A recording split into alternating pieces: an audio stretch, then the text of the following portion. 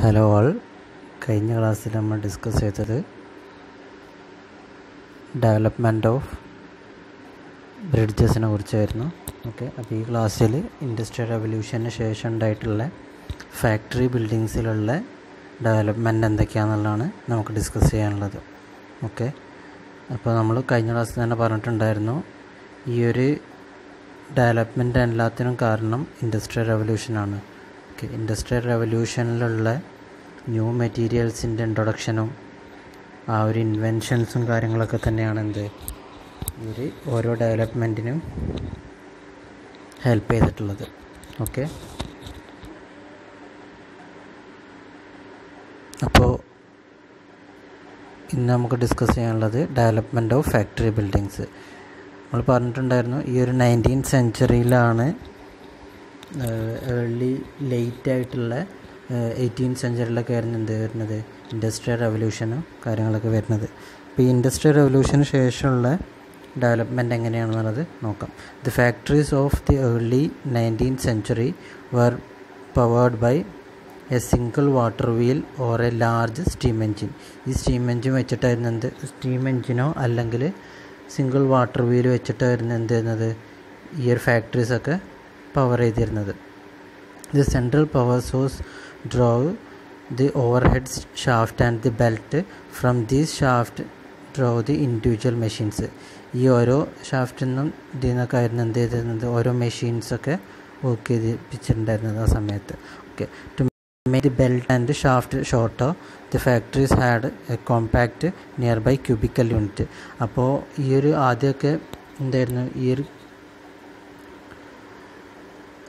ആദ്യമൊക്കെ ഈ ഒരു ഫാക്ടറീസൊക്കെ ചെറിയ തോതിൽ ക്യൂബിക്കലായിട്ടുള്ള ലേഔട്ടും കാര്യങ്ങളായിരുന്നു കൊടുത്തിരുന്നത്. അത് ആ പവർ ലോസും കാര്യങ്ങളൊക്കെ കുറക്കാൻ വേണ്ടിയിട്ട് ചെറിയൊരു ക്യൂബിക്കൽ ലേഔട്ടിലായിരുന്നു ചെയ്തിരുന്നത് ഫാക്ടറീസൊക്കെ ചെയ്തിട്ടുണ്ടായിരുന്നത്.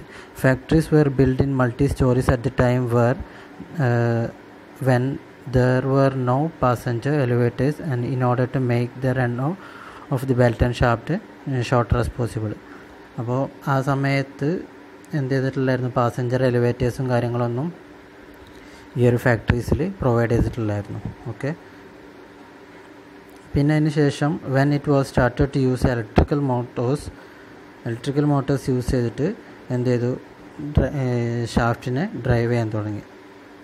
അപ്പോൾ അങ്ങനെ ആകുമ്പോൾ ഇതിൻ്റെ ഈ ഒരു ഫാക്ടറീസിൻ്റെ ഒക്കെ ലേഔട്ടിലൊക്കെ കുറച്ച് വലിയ തോതിലുള്ള ഫ്ലെക്സിബിലിറ്റി കാര്യങ്ങളൊക്കെ വരാൻ തുടങ്ങി. ഇൻ 20th സെഞ്ച്വറിയിൽ the horse power motors was developed. ഈ ഒരു 27ൽ ഹോഴ്സ് പവർ മോട്ടോഴ്സൊക്കെ ഡെവലപ്പ് ചെയ്തു. അപ്പോൾ ഓരോ മെഷീനിക്കും പവർ സപ്ലൈ സെപ്പറേറ്റ് ആയിട്ട് കാര്യങ്ങളൊക്കെ കൊടുക്കാൻ തുടങ്ങി. ഓക്കെ,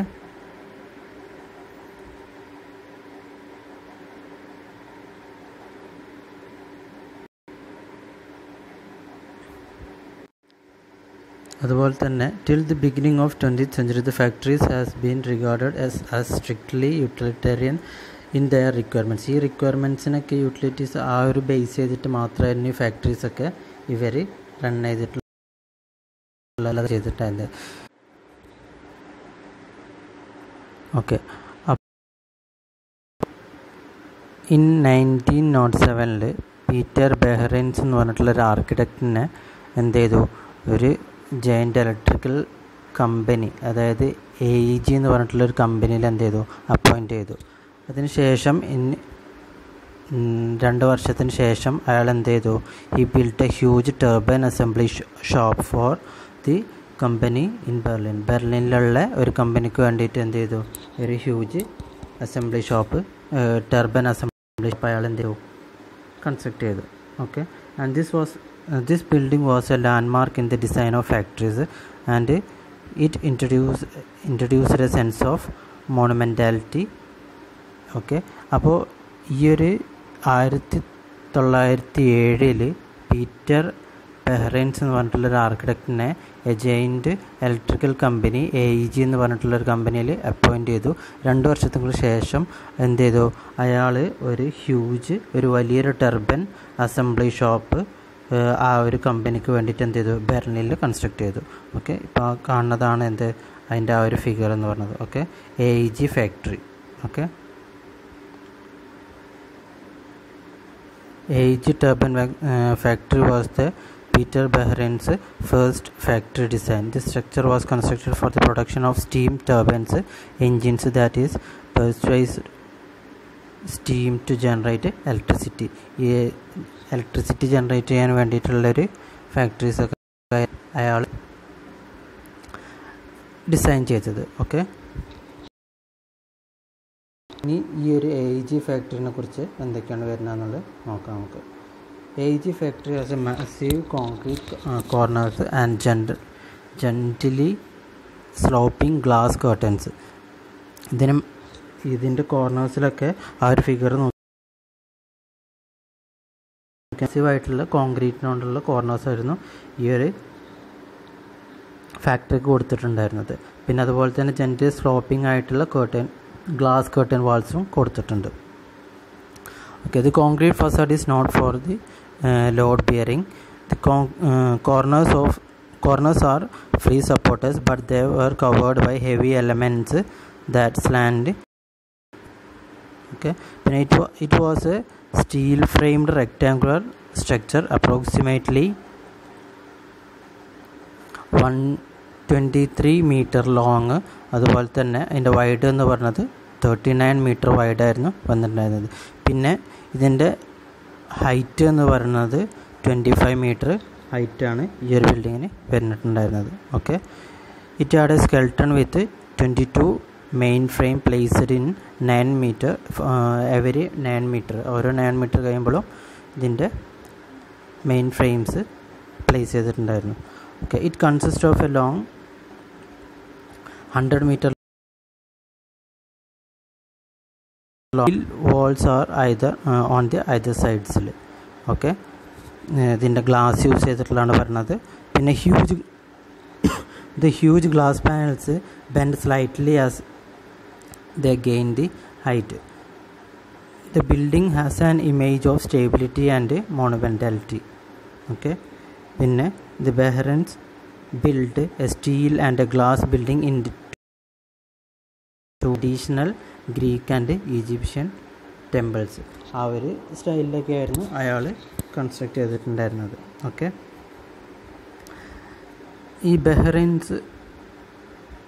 ബെഹ്റൈൻസ് എന്താ പറയുക, ഈ ഒരു ബിൽഡിങ് സിംബൽ ഓഫ് മോഡേണിസം എന്നുള്ള ഒരു തോട്ടിലേക്കായിരുന്നു അയാൾ ചെയ്തിട്ടുണ്ടായിരുന്നത്. And he want to make the interior and exterior possible. നമ്മൾ പറഞ്ഞിട്ടുണ്ടായിരുന്നു ഓൾറെഡി മോഡേണിസത്തിനെ കുറിച്ച്. മോഡേണിസത്തിൽ കുറേ ഓർണമെൻറ്റേഷൻസും കാര്യങ്ങളൊന്നും ഇല്ല. മോഡേണിസത്തിൽ എന്തായിരുന്നു മെയിനായിട്ടൊരു സിംപ്ലിസിറ്റി എന്നുള്ളൊരു ഫോമിലായിരുന്നു അവർ കൺസ്ട്രക്ഷനും കാര്യങ്ങളും ഡിസൈൻസും കാര്യങ്ങളൊക്കെ വന്നിട്ടുണ്ടായിരുന്നത്. ഓക്കെ, അപ്പോൾ ആ ഒരു തോട്ടിൽ തന്നെയാണ് എന്ത് ചെയ്തിട്ടുള്ളത്, ബെഹ്റൈൻസ് ഈ ഒരു ഫാക്ടറി കൺസ്ട്രക്ട് ചെയ്തിട്ടുണ്ടായിരുന്നത്. ഓക്കെ, അതുപോലെ തന്നെ നമുക്ക് വേറെ പഠിക്കാനുള്ള, ഇപ്പോൾ നമ്മൾ already AEG factory Peter Behrens construct ചെയ്തിട്ടുള്ള അന്നേരം ആർക്കിടെക്റ്റ് കൺസ്ട്രക്ട് ചെയ്തിട്ടുള്ളൊരു ഫാക്ടറി നമ്മൾ പഠിച്ചു. അതുപോലെ തന്നെ നമുക്ക് ഇനി അടുത്ത് പഠിക്കാനുള്ളതാണ് എന്ത്, ഫാഗസ് വർക്ക് എന്ന് പറഞ്ഞിട്ടുള്ള ഒരു ഫാക്ടറി. ഓക്കെ, അത് വാൾട്ടർ ഗ്രൂപ്പിയസും അതുപോലെ തന്നെ അഡോൾഫ് മേയറും അവിടെ കൺസ്ട്രക്ട് ചെയ്തിട്ടുള്ള ഒരു ഫാക്ടറിയാണിത് ഫാഗസ് വർക്ക്സ് എന്ന് പറഞ്ഞത്. A factory for making shoe last എന്ന് പറഞ്ഞ ഷൂസും കാര്യങ്ങളൊക്കെ ചെയ്യാനുള്ള ഒരു ഫാക്ടറി ആയിരുന്നു എന്ത്, ഫാഗസ് വർക്ക് ഫാക്ടറി എന്ന് പറഞ്ഞിട്ടുള്ളത്. ഓക്കെ, ഈ ഫാഗസ് വർക്ക് ഫാക്ടറി എന്ന് പറഞ്ഞത്, ഫാഗസ് ഫാക്ടറി എന്ന് പറഞ്ഞത് it's a complex with many buildings. ഇതിൽ ഒരുപാട് ബിൽഡിങ്സും കാര്യങ്ങളുമാണുണ്ട്. Okay, which contain various functions such as manufacturing, storage and office. ഇതിൽ തന്നെ മാനുഫാക്ചറിങ് വരുന്നുണ്ട്. ഈ ഒരു ഫാക്ടറീസിൽ തന്നെ, ഈ ഒരു ബിൽഡിംഗ് ഫാഗസ് ഫാക്ടറിയിൽ തന്നെ ഇതിൻ്റെ മാനുഫാക്ചറിങ് ഉണ്ട്, അതുപോലെ തന്നെ സ്റ്റോറേജ്, ഓഫീസ് കാര്യങ്ങളൊക്കെ വരുന്നുണ്ട്. Okay, ആൾദോ the constructed with different system, all the buildings on the site giving a common image and appear as a unified as well. അതായത് ഈ ഒരു കോമ്പൗണ്ടിലുള്ള, ഇപ്പോൾ നമ്മൾ പറഞ്ഞു ഫാഗസ് ഫാക്ടറി ഒരു കോമ്പൗണ്ടിൽ തന്നെ കുറേ ബിൽഡിങ്സും കാര്യങ്ങളും വരുന്നുണ്ടെന്ന്. അതിൽ ഡിഫറെൻറ്റ് ഫങ്ഷൻസ് വരുന്നതെങ്കിലും എന്ത് ചെയ്തിട്ടുണ്ടായിരുന്നു, എല്ലാ ബിൽഡിങ്സിനും ഒരു കോമൺ ആയിട്ടുള്ള ഒരു കോമൺ ഇമേജ് ഇവർ കൊണ്ടുവന്നിട്ടുണ്ടായിരുന്നു. കാണാനൊക്കെ ആണെന്നുണ്ടെങ്കിലും എന്താണ് ഒരേപോലെ തന്നെയാണ് ഇവർ ചെയ്തിട്ടുള്ളത്. Okay, the use of bricks can be seen repeatedly throughout the complexes. Bricks ഇവർ എന്ത് ചെയ്തിട്ടുണ്ടായിരുന്നു, യൂസ് ചെയ്തിട്ടുണ്ടായിരുന്നു. 40 cm height a dark brick with base project of 4 cm from the ഫസാഡ്സിലൊക്കെ ഈ ഒരു ടൈപ്പ് ഓഫ് ബ്രിക്സ് ആണ് ഇവർ എന്ത് ചെയ്തിട്ടുണ്ടായിരുന്നത്, യൂസ് ചെയ്തിട്ടുണ്ടായിരുന്നത്. ഓക്കെ, പിന്നെ the building that is commonly referred as A vagus building is the main. അതാണ് ഈ ഒരു ഫാഗസ് ബിൽഡിംഗ് ആണ് എന്ത് വരുന്നത്, മെയിനായിട്ടുള്ള ബിൽഡിങ്. ഓക്കെ, ഫാഗസിൻ്റെ ഇമേജാണ് അവിടെ കാണുന്നത് നമുക്ക്. ഓക്കെ,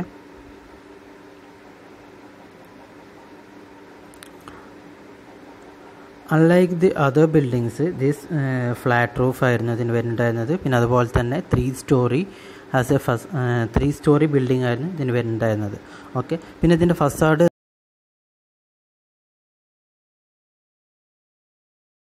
ചെയ്തിട്ടുള്ളത് ഗ്ലാസസ് ആയിരുന്നു. Okay, the most innovative features of the building is fully glazed exterior corners. അതിൻ്റെ ഈ ഒരു ഫിഗറിൽ നിങ്ങൾക്ക് നോക്കിയാൽ മനസ്സിലാവും ഇതിൻ്റെ കോർണേഴ്സൊക്കെ എന്തുണ്ട്, ഗ്ലാസ് വെച്ചിട്ട് ഇവർ ചെയ്തിട്ടുള്ളത്. ഓക്കെ, മെജോറിറ്റി പോർഷൻസും ഗ്ലാസ് വെച്ചിട്ടാണ് അതിൻ്റെ കോർണേഴ്സൊക്കെ കാര്യങ്ങളൊക്കെ വരുന്നത്.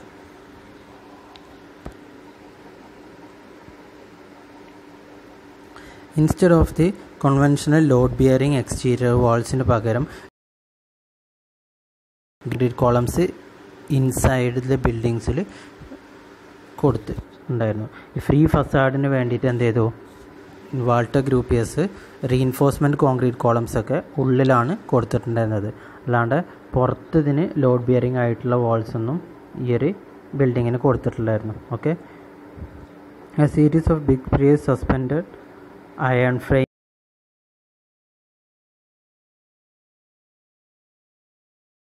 ചെയ്തിട്ടുള്ളത് അയൺ ഫ്രെയിംസും കാര്യങ്ങളായിരുന്നു. Okay, and the other 2 buildings on the big buildings on the site was the production ഹാളും അതുപോലെ തന്നെ വെയർ ഹൗസും ആയിരുന്നു. ഓക്കെ, പിന്നെ ബോത്ത് were constructed in 19 കൺസ്ട്രക്ഷന് ചെയ്തിട്ടുള്ളത്. ഈ ഫാഗസ് ഫാക്ടറി എന്ന് പറഞ്ഞിട്ടുള്ള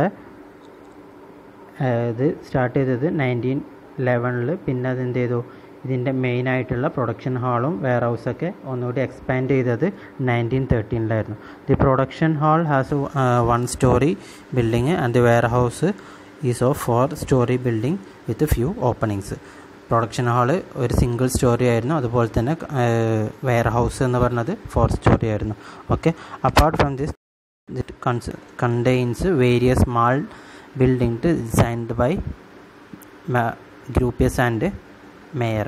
അപ്പോൾ ഈ 2 ഫാക്ടറീസാണ് എന്ത് ചെയ്യുന്നത് നമുക്ക് പഠിക്കാനുള്ളത്. ഒന്ന് AGS ഫാക്ടറി ഇൻ ബെർലിന്, മറ്റേത് ഫാഗസ് ഫാക്ടറി. ഓക്കെ, ഫാക്ടറി ചെയ്തിട്ടുള്ളത് വാൾട്ടർ ഗ്രൂപ്പിയേഴ്സ്, പിന്നെ അതുപോലെ തന്നെ അഡോൾഫ് മേയർ ആയിരുന്നു. ഓക്കെ, ഈ 2 ഇപ്പോൾ നമ്മൾ കഴിഞ്ഞ ക്ലാസ്സിൽ എക്സാമിന് ചോദിച്ചിട്ടുള്ള ക്വസ്റ്റ്യൻസ് ഏതൊക്കെയാണെന്ന് വരുന്ന ഈ ഒരു മൊഡ്യൂളിൽ നിന്ന് വരുന്നുള്ള പറഞ്ഞിരുന്നു. അപ്പോൾ അതുപോലെ തന്നെ അതിൽ ടൈപ്സ് ഓഫ് ബ്രിഡ്ജസ് ഒക്കെ ചോദിക്കലുണ്ടെന്ന് പറഞ്ഞു. ഈ ഒരു ടോപ്പിക്കിൽ ഇമ്പോർട്ടൻ്റ് ആയിട്ടുള്ളതാണ് ഡെവലപ്മെൻറ്റ് ഓഫ് ഫാക്ടറീസ്. അപ്പോൾ ഈ AGS ഫാക്ടറിയും ഫാഗസ് ഫാക്ടറി എന്ത് ചെയ്യുക, അതിലുള്ള യൂസ് ചെയ്തിട്ടുള്ള മെറ്റീരിയൽ അതുപോലെ തന്നെ ആ ഒരു സ്റ്റൈല് കാര്യങ്ങളൊക്കെ പഠിക്കുക. ഇത് എക്സാംസിന് ചോദിക്കുന്നതാണ്. ഓക്കെ, അതുപോലെ തന്നെ ഇതിൻ്റെ സ്കെച്ചസും ചെയ്യാൻ പഠിക്കുക. ഫാഗസ് ഫാക്ടറിയാണ് കാണുന്നത്. ഓക്കെ.